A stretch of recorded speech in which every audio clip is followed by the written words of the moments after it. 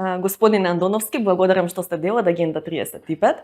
Добре дојдовте. Добре ве најдов. Јас ви ветив еден поширок концепт за ова интервју, малку да поразговараме за правдата, за тоа што таа треба да значи, но да почнеме прво со оно што се случува во вашата институција.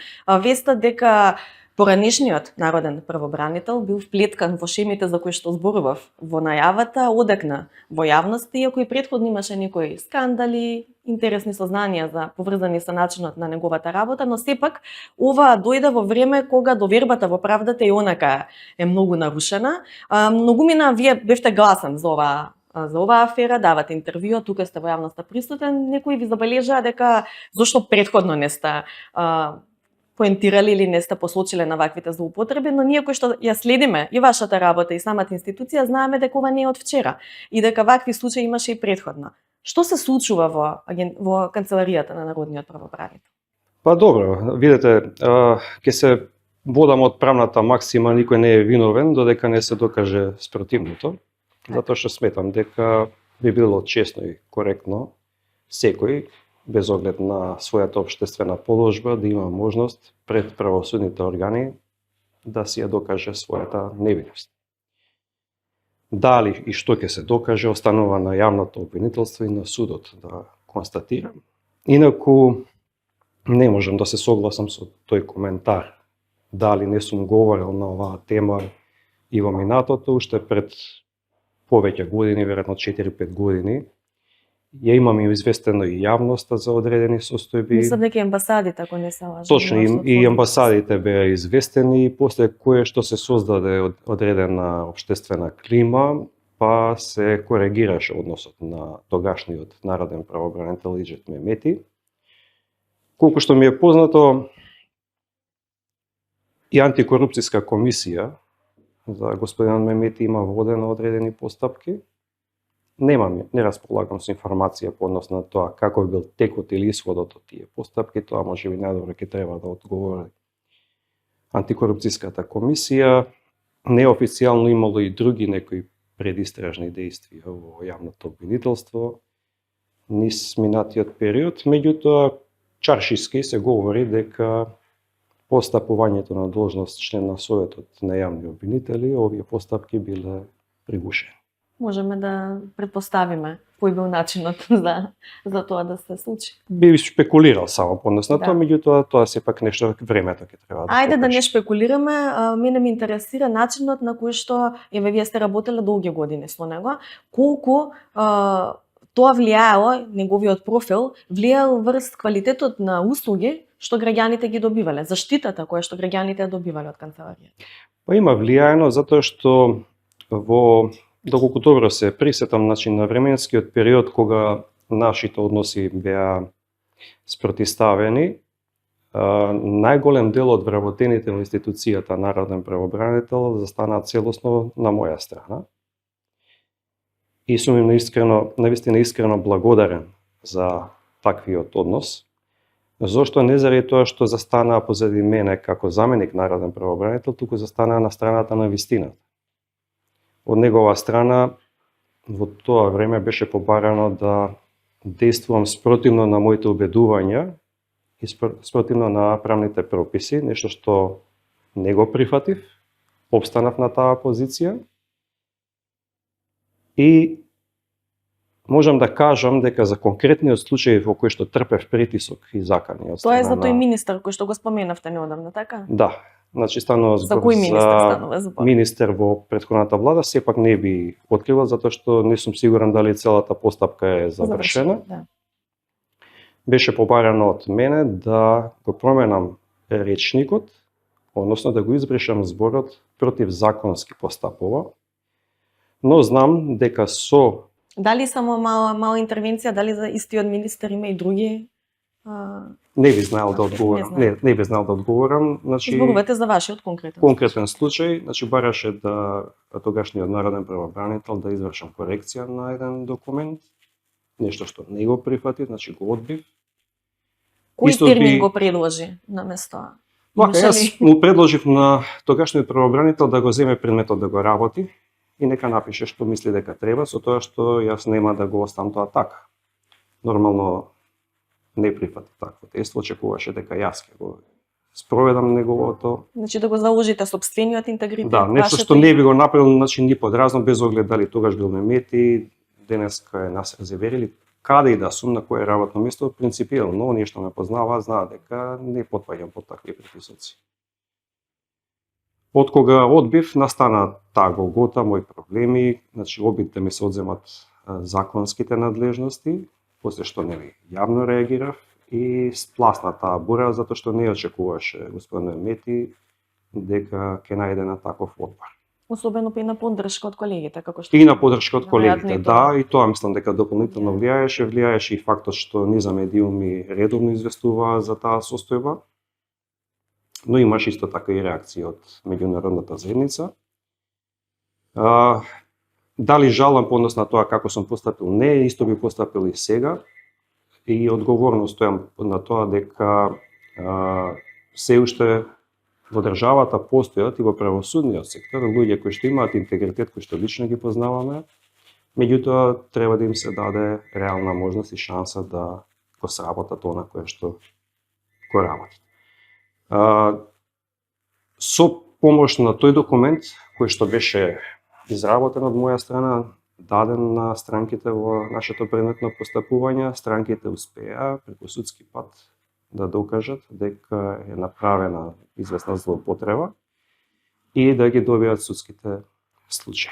што не би било резултат доколку вие сте послушале наредба од вашиот претпоставен во тој период. Токму така, Зашто е важен интегритетот ми е поентата. Да, значи доколку прифатев такво нешто, ќе бев соучесник во една валкана игра, нешто што не го прифатив и немаш исходот од таа постапка да биде таков и нели верувам дека има бројни случаи каде што граѓаните се оштетени на овој начин. Вие споменавте дека се уште има луѓе, здрави луѓе, такива острови на интегритет низ сите институции, но тешко е да се верува во тоа, кога оние кои што се на врвот, оние кои што се на раководни позиции, гледаме во какви скандали се вклучени. Како, вие велите и самиот дека овие луѓе добри и здрави не се доволно не им се дава простор, како да ги реинтегрираме? Дали треба самите да бидат погласни? Значи, вашиот пример, вие сте имале поддршка од вашите колеги, но не гледаме дека сите се подготвени јавно да излезат со својот став, да посочат на одредени аномалии. За сите институции зборувам генерално. Видете, одговорноста е лична. Значи, дали треба да се колективизираат поединци за да действуваат, мислам дека нема потреба и тука ќе се повикам на мудрост уште од античкото време, каде што Сократ, односно Платон, има кажано дека казната за мојата одлука да бидам пасивен во општествените случувања е тоа што им дава можност на понеспособните да управуваат со нас.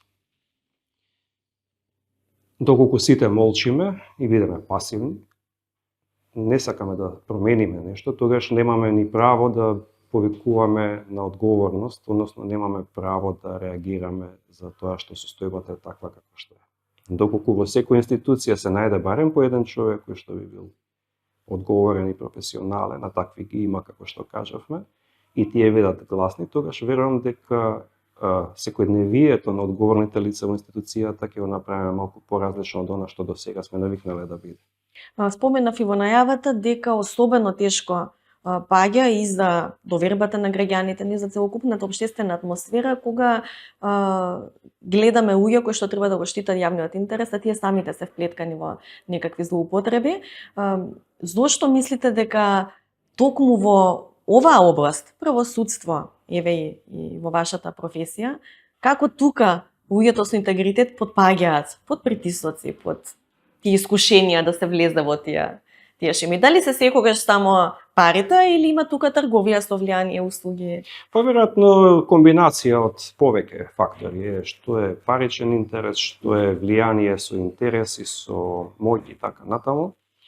Знаете, со процесот на демократизација на општеството требаше да се случи да државата, односно демократијата, возможи државните институции да дишат со полн капацитет. Во таа смисла се овозможи веќе повеќе од 15 на години да постои еден вид на саморегулација во правосудниот сектор, каде што лицата од правосудниот сектор пример од обвинителството или од судството, сами ги бираат одговорните, односно раководните лица на своите тела, сами одлучуваат за тоа кој ќе ги представува во соодветниот совет, дали советот на јавни обвинители на Републичкиот судски совет. Секако тука треба да се земе предвид и фактот дека и други државни институции кои што имаат одредени надлежности предлагаат членови на овие тела. Но што се случи и покрај тоа што беше дадена таква можност, очигледно е дека таа саморегулација не ги даде посакуваните резултати и веќе мислам дека правосудниот сектор е доведен во една фаза каде што проблемот е толку длабоко метастазиран, што редовна терапија, антибиотска или било каква терапија, нема веќе да ги даде посакуваните резултати. Со медицински речник ќе треба веројатно или да се премине на поагресивно лекување или пак на хируршко отстранување на заболените клетки, така да се изразиме со медицински речник. И веќе ме радува фактот што една идеја која што пред повеќе од 2 години ја имам разработувано и објавено, а тоа е за ветингот во правосудниот сектор, кој што мислам дека дојде на време да се прошири на секаде во општеството и во јавната администрација и во политиката. Мора да се спроведе. Што ќе значи тоа? Тоа ќе значи financial forensic audit, односно финансиска проверка на потеклото на имотот на пошироките семејства на луѓето што се вклучени во правосудниот сектор, кои што доколку не можат да го докажат потеклото на својот имот, би се воделе соодветни постапки, а со тоа што за да биде фер и правичен тој модел, мојата замисла полага на еден принцип, а тоа е да им се понуди фискална амнестија на сите кои што доброволно ќе ја напуштат служба. При тоа да добијат одреден временски период забрана за да се занимаваат со таа професија, односно дејност, за да не би можеле да влијаат на понатамошните случувања во тој сектор. Оваа замисла беше, како што кажавте, пред 2 години, нели Европската унија реагираше малку, имајќи го предвид искуството на Албанија, кое што беше не беше добро. Поентата ми е, да, држи логика и имате тука здраво расудување дека може би требаат поагресивни мерки, но кој би го спровел тој ветинг? Како довербата дека навистина ќе биде? Токму така, значи водени од тоа искуство кое што беше во Албанија, каде што за жал во одреден степен се случи и политизација на тој процес. За да се заштитиме од такво нешто, пожелно би било да во таа постапка се вклучат, односно доминантна улога да имаат експерти од меѓународната заедница, пред се тука мислам на Европската комисија и други сродни организации, како што се Советот на Европа, ОПСЕ, така натаму, па и од стратешките партнери, како Соединетите Американски држави. Зошто го велам ова? Затоа што видовте кога се случи таа посериозна криза во Републичкиот судски совет, веднаш повикавме помош и таа помош дојде преку Европската комисија, односно преку независни експерти на Европската комисија, каде што не можеше никој екстерен фактор да влијае на таа постапка. Подготвија извештај кој што беше Подготвија извештај кој што е реален, објективен и каде што немаше простор за маневар или за импровизација. Значи тоа е искуство кај нас, за жал можеби помалку посекувано, меѓутоа дава плодни резултати. Сметам дека доколку се спроведува ветинг, треба да се отиде на некој таков модел каде што представници на меѓународни организации би го спровеле тој ветинг. Многу е поразително кога нема општеството капацитет за саморегулација, кога ние мораме од надвор арбитри да... Па видете, можеби сами придонесуваме за таквата состојба. Зошто? Затоа што молчи правосудството, молчат луѓето што се занимаваат со таа дејност. Тие кои што не молчат, гледаме како завршуваат, например, обвинителката Линча Ристоска која. Да, еден еклатантен пример за, би рекол, дискриминација, кој што нели поради сплет на лични околности да не може да биде напредена, при тоа да не се земе предвид фактот за незината стручност и професионалност, сметам дека е апсурдна ситуација.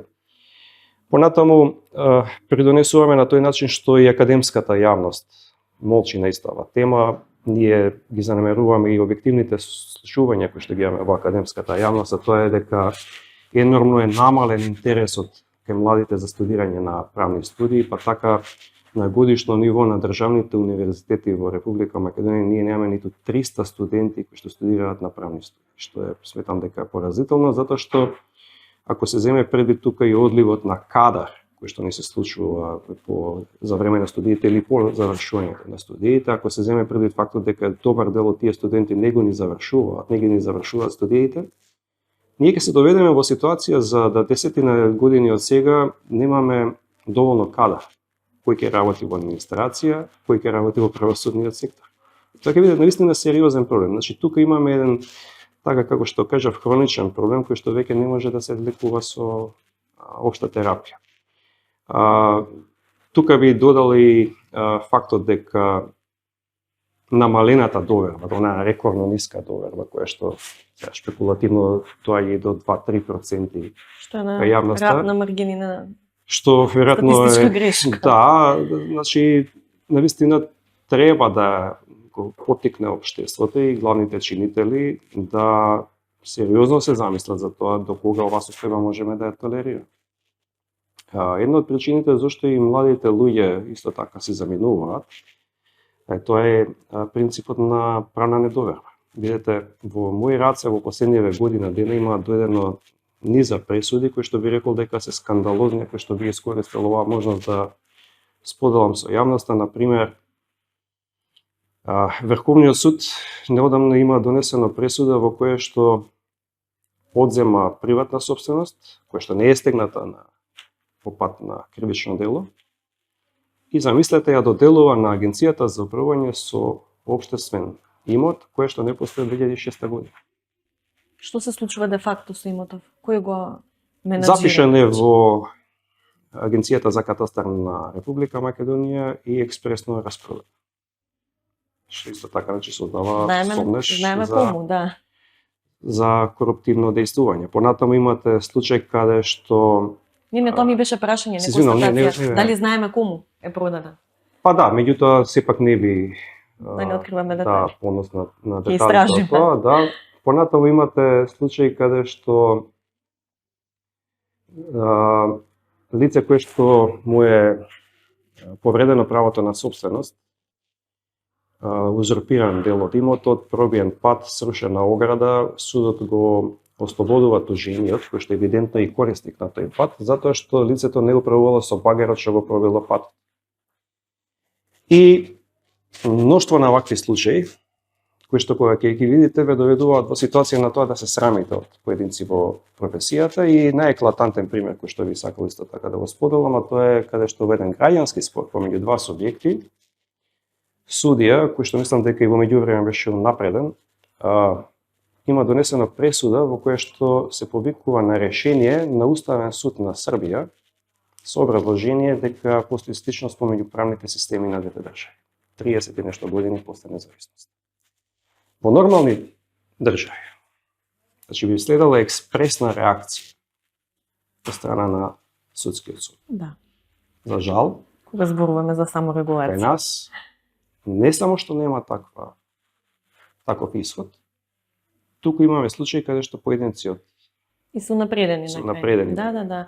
Последното прашање ми е, еве, на некаков начин почна истрагата, се уште рековте и сам ќе оставиме органите да истражат што се случувало, како се случувало, до кој степен била злоупотребена позицијата на вашиот претходен предпоставен, но веројатно имате одреден степен на лична сатисфакција со она, нели? Ви реков за тоа што пред неколку години сте алармирала, но колку сето ова што го предлагате, зашто во разговоров нудевме решенија, може да биде реализирано без вистинска политичка воља од самите политички партии, како сепак едни основни клетки на системот кај нас. Не гледам дека во партиите има свест да го променат натрешниот клиентелистички систем на менаџирање. Свест има, желба нема. Свесни сме сите за тоа што се проблеми. Да, желбата веројатно тоа е не присуствува. Не се само залажуваат дека се демократски. Да, желбата не може да се препознае. Знаете дека претходно имаше неколку обиди за реформа на правосудниот сектор, меѓутоа за жал немаше некој конкретен исход. Она што е добра вест во целата ситуација е дека и Европската Унија стана свесна за тоа дека на Западен Балкан еден од најсериозните проблеми е владењето на правото, и од оваа година започнува со изработка на специјализиран извештај покрај годишниот извештај за државата само за состојбите во владењето на правото. Првата година извештајот ќе се однесува само како скенирање на фактичката состојба, а веќе од наредната, верувам дека 2025 година, тој извештај ќе содржи и конкретни бенчмаркс, значи конкретни обврски за секоја една држава од Западниот Балкан, вклучително и за Македонија, каде што државата ќе биде обврзана да ги спроведе овие обврски. Што значи тоа? Дека конечно кога ние самите, барајќи секакви изговори по однос на забавената EU интеграција, најчесто поради споровите со соседите, бараме изговор зашто не ги спроведуваме домашните задачи. Ништо нас не спречува како општество да ја сработиме нашата домашна обврска, да ги спроведеме тие реформи. Овој извештај верувам дека ќе ги принуди властите, без оглед кој ќе ја практикува власта, пошто оваа вежба верувам дека ќе се повторува подолг временски период, ќе не натера да бидеме поефикасни во делот на подобрување на состојбите со владењето на правото. И второто нешто кое што е поврзано со политичката волја, тоа е фактот дека сме сведоци во минатите години неретко се градеше силна личност која што ќе води институцијата наместо да градиме силна институција. Додека не сватиме дека градењето на силни институции зависи од личноста и од вработините, меѓутоа да биде оставштина за идните генерации, тогаш ние нема да напредуваме. Зошто? Затоа што силен лидер на институција не може да се поистовети со силна институција.